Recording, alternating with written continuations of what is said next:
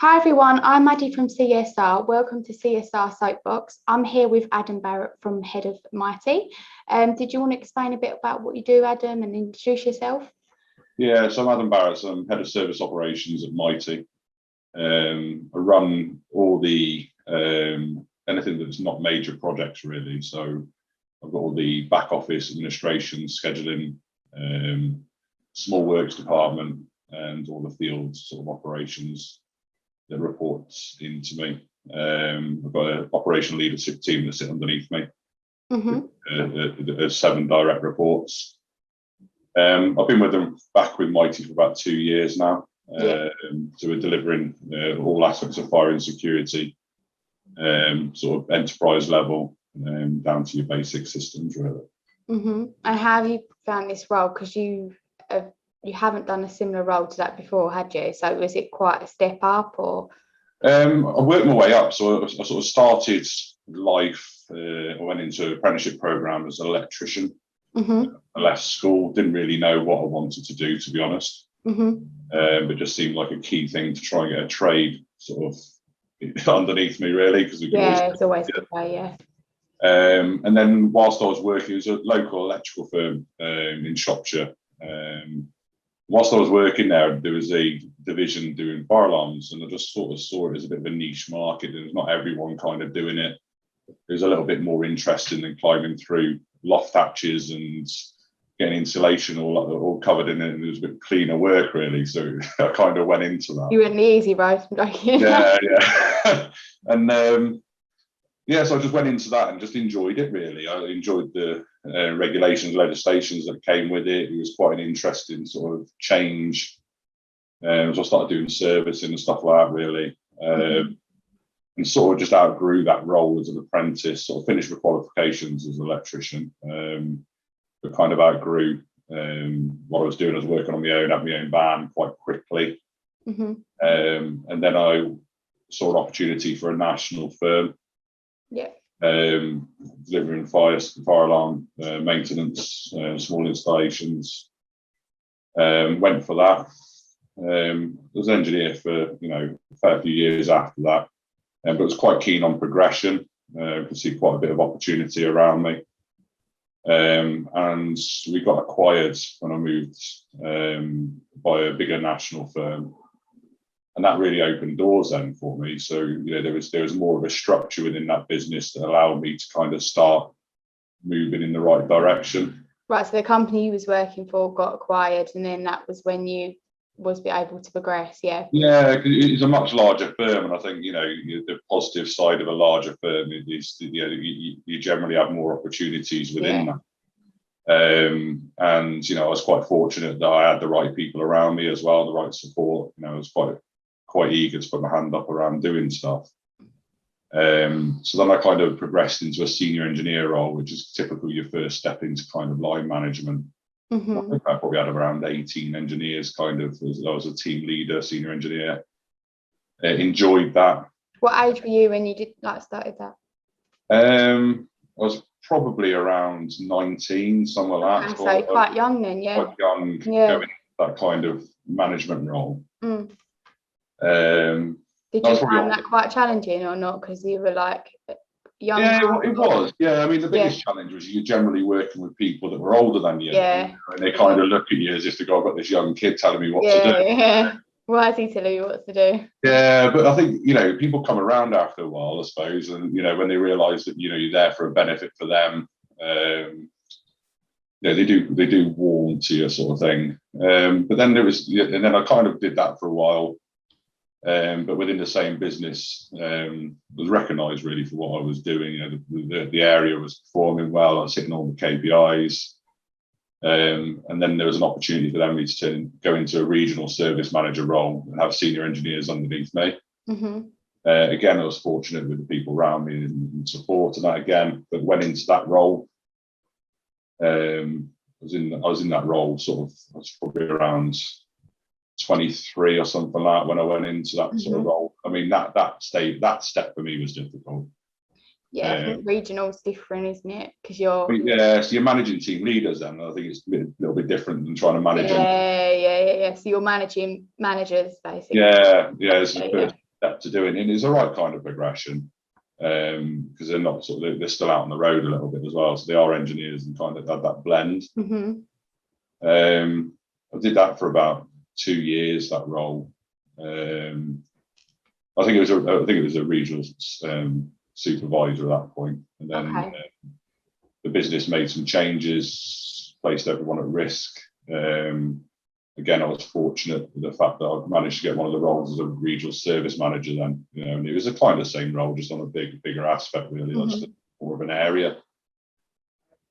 I did that for, again, a couple of years, always delivering kind of KPIs, did a lot of sort of self-development through that. I was fortunate around some of the courses that I was put on. And yeah, just thrived. That's it, really. Just enjoyed that kind of management responsibility, I suppose, and the pressures and stresses that come with it. Do you feel like it's easier then to progress into management than it is now, or do you think it? I think the opportunities are the same. I suppose I think I was probably in the right business at the right time, maybe. And you do have to really throw yourself into it, and I always say, the more money you earn, the more sacrifice you have to make to your personal life. Definitely, yeah. The higher up you get, the more. Yeah, you do have to sacrificing. You can't turn your phone off at 5 o'clock. Your phone's always on. You could be getting phone calls on Christmas Day. Because you're that escalation path. So yeah, I think you do make more sacrifices. And I don't regret doing it either, because it obviously does benefit. That's where you are now. Yeah, that's And then so I was with that business for a long time, to be honest, doing that role, and sort of my the operations director at the time, he was quite supportive of me, moved over to Mitie. Okay, that's good. And offered me an opportunity over there, really, which was the next step for me as a national service manager. So then I was going to be taking on a national role. Yeah, massive company. Yeah, but the business wasn't that big at that time. No. So it wasn't a bad step for me. I mean, there was a lot more responsibility, I suppose, but the step itself, although I sort of didn't feel like I was ready, the operations director, he certainly backed me. So I thought, I don't think anyone's ready for that sort of role, though, are they? Really? No, especially roles, yeah. No, I was still, I was still in my 20s, so it was a big role for my age. But it did well. It was the right decision to move. And then that national role, then we merged businesses within Mitie, so we grew the business.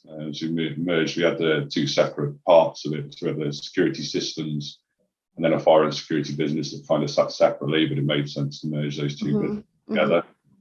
And then on that merger, then I became head of service at that point. Just fully operational, so I only had the engineering team sort of sat underneath me, or the call centre, everything like that kind of sat separate. But again, I was fortunate around mentoring, training courses, that was provided to me to support me in my personal development. In terms of like the management courses and stuff. Yeah, there was management courses, lots of ILM courses. Mentoring was always good as well, because you sort of challenge yourself then a little bit, like around some of your decision making, and it does suddenly build your confidence, and like you understand that the decisions you are making are the right decisions. Yeah. You can fall back on someone and ask them. Yeah. And then I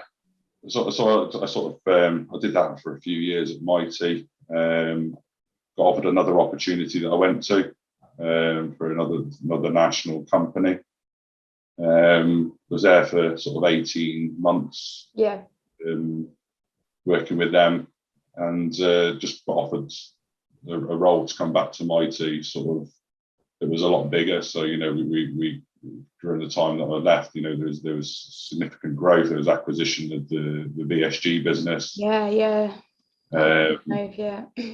And then now we are where we are, I suppose. We've won some major contracts, a further acquisition around the Interserve business. Yeah. How's that 2P, like are you 2Ping people over and stuff like Yeah, that? it's gone quite well. You know, we certainly had a lot of room for them, which is good. It brought us in some specialists that we were probably quite weak on. You know, we were a very strong security. Fire, they're strong on fire, aren't they? Yeah. They're very strong on fire. Yeah. So the combined, you know, really added to our armour, really. So, you know, we put to the fire suppression world where, you know, we never had those accreditations before, or the specialists where we have now. Have you gained more contracts on the fire suppression side then, or? It's more of a self-delivery. So, you know, we would tell, you know, we've got our partners that we will continue to look after. However, some of the stuff that we can start self-delivering now, which is do everything. Yeah, instead of subbing it out. So we can, you know, we've got our specialists that can just go out and do some of the suppression work for us, which is, you know, real benefit, you know, keeping the business within Mitie really, and looking after our lads. And what would you like advice-wise to anyone that might be like younger that wants to get in the management side? What would you say is the main point? Obviously, just for you, hard work, isn't it? Really. Yeah, it is a lot of hard work, you know, and you certainly need to. I suppose look after yourself is probably, you know, is one way to put it. You know, you need to not worry about what others kind of think about you, because, you know, you kind of, you're mates with these people, but yet you want to try and push your career forwards, you know, and it's a very difficult ground. Hard balance, in it. Especially at the start, I think that the transition from engineering into that first level of management was a difficult one. Yeah. And then when I went into a regional supervisor, where, you know, you completely come off the road and they kind of still. Because when you're younger, you still have that like banter, like fun. You still want to like go out with people and socialise, but then you're their manager. It's like, and you do have to create that separation, unfortunately. Yeah. You know, and I'm very fortunate. I still speak to some of the guys that, you know, and girls that I used to work with as well. As friends, you know, we still catch up and stuff like that, which is good. You do have to separate yourself away because it becomes business at that point, rather than, you know, your mates kind of. Yeah, you find it hard to like say stuff to them if you're really close to them and stuff. Make it a bit personally or whatever. Yeah, and you've got to put the business first at that point when you go into management. So I'd say that was probably the hardest bit of it, was about breaking out of being one of that group, one of the teams or thing. I suppose you started it quite early, didn't you? So it wasn't. Yeah, well, I'm 34 now, so I'm probably, you know, best part of 10 years probably ahead of myself, I would say, in where I am in my career, which, you know, again, I was fortunate around the support that I had to get here. And it's just, you know, it's about doing things and being recognised for what you do. So, you know, I sacrifice time on the FIA, so I sit on the Services Council of the FIA, which you know, takes up time. I sit on the BSI. What does that involve? Does it involve? It's supporting the industry, really. So it's around, you know, some of the changes that you make in the fire industry. It's you know, it's around developing what we're doing now, developing the standards. That's good though, because obviously then you keep up to date with it and you make sure that the engineers at Mitie in place that they know. You become influential to it then as well, which is, I think, is positive. You know, because I suppose I grew up with fire. Sort of, you know, fire alarm systems, and I suppose that was probably my strongest point. So, you know, it's certainly you know, it is an interesting subject. So keeping up to date with it and having that kind of influence and the understanding on stuff that's going on in the background is really positive for me and the business, I suppose. Yeah, definitely. So do you find that being an engineer helped you out being a manager, because you know the technical stuff? You know, there's different ways to get into management. You know, you can leave university and you know, walk into a management job if you've gone and done, you know, an MBA or something like that. I think it's still hard though, isn't it? You don't know what people are like. Like, even if you've got a qualification, you don't know what general people are like, do you? And I've been an engineer, so I know all the tricks as well. You know, I'm not when someone calls you up and they're like, "Oh, I can't come in today, mate," blah blah blah. You're like, "I've done that one before." You kind of been there, so you kind of, you know, you got a bit of a better understanding, I think. And once you understand, you know, what's going on. But still now, you know, the engineers, I still have, you know, I still go and grab coffees with them. I think, you know, it's important for me to still have that level of relationship, even with the size of the business. And you know, I set up like service focus groups to try and get time with the engineers to really understand what's going on. Because I think when it's a big company, you risk like losing that like personal side of it, don't you? Yeah, and you got to really, the industry at the moment, there is a shortage of engineers. It's no hidden subject. There was a massive, halt on apprentices. There's a skills shortage now. It's an aging industry. There's a lot of people retiring. You need to look after your good guys as well. So it's important. And a lot of the good ideas, some of the changes that were made in the business, that's all been led from engineers. Idea. You're not one brain then, you got two, we've got the fortunate to have like 270 engineers that could feed that one good idea. Is it 270 now? It's a lot. Yeah, so you got that kind of, you've got that one idea that can really change. They're doing it as well, so they know exactly what's the best thing to do. And they go, why do I do this every day? You go, I didn't know you were doing that every day. Let's do something different. Like they really make some of the ideas that the guys have had is really positive. Like and they're just as much part of the business as I am. Like it's important. Yeah. And what are you doing like in terms of like the skill switch and stuff? Is there anything yourself doing? Like, I know you put quite a lot of your engineers on like training courses and stuff like that. Yeah, so we certainly develop our engineers. The industry is moving, especially security wise, very sort of IP networking, where that old sort of analog systems and stuff like that, they're getting phased out now. So it is important to keep the engineers up to date with all the courses, and especially some of this enterprise stuff that we're getting into. Yeah, because you used to be more like intruder and fire, didn't you? But then you've gone into like the CCTV side and that. Yeah, so we're really strong on security and all very much enterprise level now. So we invest heavily into our engineers around that, and obviously the support from the apprenticeship levy now is really good as well. So the way that we work is we'll kind of look for the next manager, look for the next senior engineer, and then put them through the ILMs, put them through the team leaders, put them through the management, training.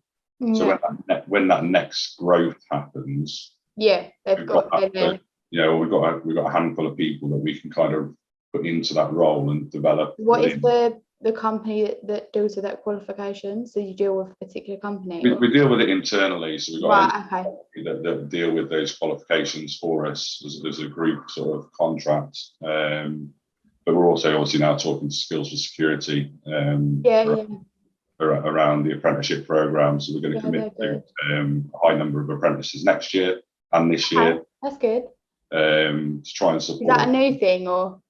We have got apprentices in the business. I suppose we are just accelerating that number to support the skills shortage and support people coming into the industry really. And I think it's something that all businesses should do. I think there's a nervousness around it that's been created, wrongly, I suppose, around people just taking your apprentices once they're fully qualified. But I think everyone they want like people that are multi-skilled and just want. Yeah, but they're not there. So you got at some point you got to make that long-term investment into those people. And I think yourselves, to be fair, like when I've done recruitment for yourselves, you've never been like, oh, we've got to have the perfect person, because it just never works. No, for me, I'll employ on attitude. Do you know what I mean? You can't train attitude. No. So if someone's got the right attitude, wants to learn.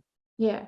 We'll heavily invest in that person, because that once you start investing in your people, they tend to stay with you. We've got people that have been here sort of 20 odd years. Do you know what I mean? They know you stay. They know they're stable as well, especially with like the whole COVID thing as well. You were really busy, weren't you? Really busy. I mean, we're very fortunate around our contracts. I suppose we look after critical infrastructure, the backbone of the UK really. So we're heavily into the food retail, which obviously will stay open. We're heavily into some of the networking, cares, national cares services, and so everything for us kind of remained open, apart from probably about 10% of our work. So it was lucky, wasn't it? We never furloughed any of our engineers, which was really positive. There was a couple that we did that were obviously required to for health reasons. To make sure that they were looked after. Otherwise, we're very fortunate throughout. We managed to keep on going and did well out of it. Really, we certainly didn't have the projects and stuff that we would have, you know, as it hit everybody. You've got a project side as well, haven't you? So did the guys that were doing the project, did they go over to the service? Or because there's plenty of work, you see. So we utilised everyone, you know, and everyone sort of got called into different parts just to try and support the business. It was certainly a difficult time for us, as every other business would have felt. You know, you've gone from having, you know, everyone working in an office to working from home, scheduling. You know, there's a lot of nerves around it. Do you have people like all your because you had an office in Birmingham, didn't you? But you have like they work from home now, or had? So we operate out of Northampton now. So the SG, what was the SG office? Yes, we just sent them all home, so they all work from home. But it worked really well actually. So it completely changed the way that we work now. You know, But do they still work in the Northampton office, or? So we're just doing flexible working a little bit now. You know, they come into the office. They want to come in. To sit with their team leaders and get that social interaction, you know, because I think you still work quite well when you're as part of that team, especially around scheduling and admin and that, you can just lean over and talk to people. Yeah. But also, you know, what you've got to bear in mind is everyone's kind of changed their habits over the last sort of 18 months, haven't they, as well? And you know, the childcare has probably stopped and stuff like that. So it's important to kind of to sort of accommodate that at the same time, but we've not seen any drop in performance from the team either. You know, if anything, they worked harder through the pandemic for us. And definitely, just work like different hours rather than like your 9 till 5. Well, then also, you know, if you think about it, you work from home, you've got no travel, have you? You know, there was that travel cost that my team were always picking up around driving into Northampton. You know, and it might not be a big cost, but if you did that, accumulate that over a year, you know, it probably is a big cost. And you know, it's probably if it's 30 minutes each way, they're gaining an hour back, aren't they? You know. And even just petrol money. Like, I think when I was working from home, I saved at least £100 and something a month just on petrol, which doesn't sound a lot, but it's something. It adds up, yeah. It's so working really, and it generally works. It's worked well for us. So they can pick their kids up, washing out. That's it. Yeah, you know, and you know, even for me, you know, I've got she's up 3 now, a year-old daughter, you know, and I spend more time with her through the pandemic than I would have normally. Yeah, a lot of people said that. Yeah. Normally, traveling into London for like an hour meeting, and I think the development in technology through Teams and stuff, you know. But even say if you get off of Teams and you just make yourself a drink and then pop and see her for 5 minutes, you wouldn't be able to do that if you was in the office, would you? No. So I think it's, you know, there's a lot of negativity that has happened, but I think it's definitely brought businesses along into a different era, I suppose. Did you always work from home, or did you work in the office? I sort of fluctuate. So, you know, I'm out with customers, out with suppliers, out with the guys as well, you know, the engineering. But then, you know, I try to get in the office 2 days a week, really, just to see the team, see how everything's going, meet some of the, you know, my reports kind of thing, and just make sure that's happening. But, obviously, you have a lot of things to do. So how do you actually manage your time? Just work long hours. No, it's just prioritise. I just prioritise things. So I mean, the way I work, I mean, I write everything down on a task list, and I just make sure I do my top 3 throughout the day. I get those top 3 important things done. You know, that's you know, I've done as best as I can there. Delegation, I suppose, is another skill that you need to sort of develop. Which is difficult for me. I mean, naturally, I just want to try and unlock. I think sometimes you just think, oh, that'd just be easier if I did it myself. But not really the way to manage, is it? Because then you just take it up and then you start dropping everything. Yeah, it's a delegation. And you find yourself just doing tasks when you think, what am I doing? I've got so much to do, and I'm literally like photocopying something like left, right, and centre all the time. So I mean, I'm really fortunate with the team that I've got around me. All my direct reports. I mean, I've worked with, you know, some of these guys for. I mean, one of my area service managers, I was an engineer for him at one point. Going back, so you know, I've known him since I was probably about 21. So you know, it was probably a long-term relationship. I think it's about good people, and if you've got good managers and good people, you don't really tend to have to manage them. You just manage like their performance. Yeah, and it's about having the right dynamic in your team as well. I think, you know, you need people that are into your data. You need people that can just go and do something for you. You need people that have got the, you know, the social. You need different skill sets. Yeah. Exactly. Yeah. If you've got that variety in your team, you know, you become like a strong, you know, outfit then. Like, and I really generally think I've got that in the team that I've got around me now. Like, so. Yeah. So do you see this as like your role that you feel like you're going to be there for a very long time doing that sort of role? Or? No, I think there's more in me than I've done now. There's some more development that I need to do myself. Yeah. I'm certainly not ready to stand still at this point in time. Where I want to get to, I'm not sure. Next stage in like God or? Yeah, so there's the, you know, for there's me, quite a lot of avenues, isn't there? There is to go down. Yeah, there's a few avenues to go down. I suppose I'd like to just further myself to the next stage. I feel, you know, there's more for me that I could do. I suppose I think you know in your own mind when you've hit your limit. Like, I certainly. Yeah, it's hard because you don't want to like move too quickly, do you? And you feel like you've completed all the stuff that you feel like you want to learn, but you don't want to move too slowly where you just get in a bit of a. Yeah, so I think, you know, you try and move when the time's right, I suppose, and when you're comfortable that you'll be able to do the next role, I suppose, is where I'm at. Like, I don't want to go. Know with Mitie, there's quite a lot of roles like within the stuff. I'll always stay in this. I like the industry, so I wouldn't really want to move into sort of the FM and stuff like that, just because I know the industry, I suppose. Yeah. There's a lot more competition and stuff in the FM as well. Yeah, and I just enjoy the fire and security industry. I just think it's interesting. There's a lot going on, you know, at the moment. Always going to be there, isn't it? Yeah, it's a requirement, and I think there'll be a lot of changes in the future. You know, especially as the networks get stronger. You know, I think there'll be some changes in the fire industry. You know, probably about 10 years away from it. But you know, at the end point of that, you know, it'll be on a network somewhere. You know, that's where everything's going to be. Yeah. And I think that'll be the future of where everything gets to. Fire's definitely got bigger in the last couple of years, isn't it? Anyway, like. Yeah, especially as some of the tragedies that's happened. You know, yeah. Fire's sort of seen as in the way that it should be and should have been seen in the first place. I think, you know, it's just mad. Some people don't even know the regs, and then like signing stuff off, and you just think, well, that's the reason why like stuff like this is happening. Yeah, and I think, you know, there's some stuff going on in the background. I think around the competencies and stuff like that as well at the moment, where I think, you know, the FIA have done a really good job on formal qualifications as well. We certainly agree with, you know, you should have formal qualifications, and it's keeping up to date with those regulations as well, because everything's changing quick and fast. Yeah, so you've got to make sure that everyone's up to date with that as well, which is just important as the first initial training, I suppose. Yeah, and I feel like with the security, obviously a lot more security, because there's not as many like security guards and stuff like that. They're trying to like put it all into cameras. And I think because of the deep learning CCTV that they have, all the AI as, you know, it's marketed.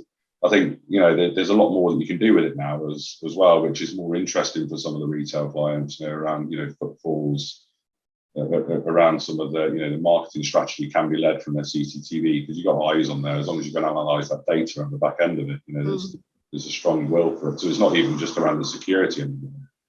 No. You know, more you can do with that camera, because it's looking at people in your stores. It's looking what they're doing. It's, you know, looking at behaviours, and, you know, you can control risks. People pay money for that sort of thing, won't they? Because it's something. Yeah, because you know, you're making a safe environment for the colleagues as well now. You know, the fact that we can dial in. We've got a great business over in Northern Ireland in Mitie. But, you know, we can dial into these systems. You know, we can go over the tannoys if we want to. We can control behaviours from it as well. You know, if you can witness someone being irate or aggressive in a store, you know, once they know they're being watched, you know, that kind of stops them. Stops it, yeah.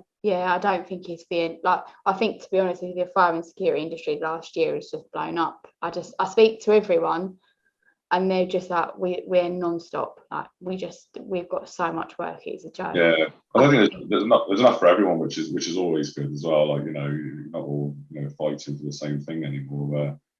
There's loads of companies. There's loads of work. It's just getting the people. Yeah, it's just skill shortage. That's what that is. I think that's the industry's biggest problem at the moment. Yeah. And I don't think we market the industry the right either. You know, if I went into a school and asked someone, we've spoken about this. No one really like advertises it. It's not like a thing where you think, oh, look, there's kids that go in there and saying, oh, I want to be a fire alarm engineer or whatever, because it's just not. You just don't know about it, do you? Everyone just falls into it, and you don't really know anything about it. And I think the electrical industry went through exactly what we're going through now. You know, they went through that massive skill shortage, and then they had to drive the apprenticeship program to drive the skill set into the industry. Yeah, but you still sound like you're doing that with the apprenticeships and stuff. So that's important. Yeah, definitely. Yeah, it's the only way that I just hope that other businesses are going to start doing the same, really, because I think that's the only way that we're all fishing in the same pond for the engineers, like, and it's everyone's kind of paying the same. Everyone's it's I think the money side of it, like we done a webinar the other day, and people say it's the money and stuff. I don't think it is the money. I just generally think that it's, like you said, it's actually making it attractive to people that want to come in. I think it's always, for us, it's around your career path. I think that's important. What's next? And not everyone wants progression either. Do you know what I mean? No, not everyone wants to be a manager. They like being on the tools. Yeah, and that's it. And that's why we're at the moment, we're just creating that career pathway for people where we can say, right, okay, because there is other options. There's PMing. There's you can go in. There's all sorts of avenues, surveying. There's all sorts of avenues that you can go out after, in your career. And I think it's important to then just allow to train people up to allow them to take that next step, really, like in what they want to do. Do you miss being on the tools, or is it not really? I did really bad when I first come off them, and I suppose it was more to do with that interaction with customers. I suppose where now I'm sort of dealing with heads of or the contract managers and stuff like that. Where before you're dealing with people that are on site, or the site managers and stuff like that. And I really miss that interaction. I still do to a certain aspect, because especially when you're given an area, you kind of know your clients, and you just walk in, they know who you are, they know what you're doing. There is that, but I enjoy doing what I do as well, to be honest. I enjoy the watching impact changes and stuff like that. So it's certainly a lot different. But I wouldn't like to go back on the tools now, I suppose. But to be honest, I wouldn't be able to. I think there's so much has changed now. I don't think I think people will be coming after fixing it after me. Do you know what I mean? I don't think I have to get another sign off from someone else. That's it, yeah. So it's been a long time since I've been on the tools now. So I think I'll probably struggle, to be honest. And I'm quite open about it when I go to some of these sites, especially some of these big sites in London. They've got this, huge enterprise systems, and those guys down there are just another world. Yeah, but you didn't even start off in that industry, really, did you? No. I went into security, and I was security for a while, but certainly not to that level. I mean, it was. It's a whole different sort of spectrum, isn't it? The IT side is. And even some of the fire systems that you look at, some of the engineers I've been quite open with on that. These enunciators in these massive high-rise buildings. You just think, I don't know. I wouldn't even know where to start. Yeah. That's why you get good engineers. Well, at least you're honest. That's the main thing. Yeah. No, you've got to get the right people in. No worries. Well, thank you for taking part in the podcast. And thanks for everyone who's watching. And see you later.